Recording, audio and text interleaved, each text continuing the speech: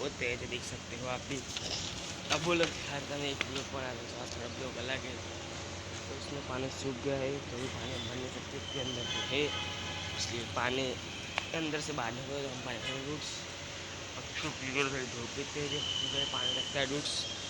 तो आप भी छत पे अपने पानी से भर के रखे रूट्स में, यही बोलना चाहता हूँ कि आप भी अपनी छत पे से गमला रखे रूट्स, उसके ऊपर पानी भर के रखे, आप लोग भी पक्षियों के लिए रूट्स देख सकते हो, पक्षी भी सो रहे हैं, मैं रूट्स देख सकते हो आप भी। तो ये सबसे बोलना चाहता हूँ रूट्स कि सब पानी भर के रखो पक्षियों के लिए, उनको भी घर में लगती है, अपने को प्यास लगती है रूट्स, अपने को भी प्यास लगती है, उनको प्यास लगती है, निवेदन है रूट्स।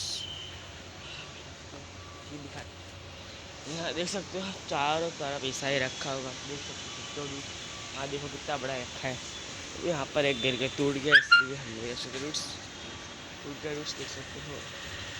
धूप भी बहुत तेज है, हम छान में खड़े हैं। उस ब्लॉग अच्छा लगा तो प्लीज़ एक लाइक और सब्सक्राइब करके जाना, नेक्स्ट ब्लॉग को बहुत जल्दी मिलेंगे, बाय।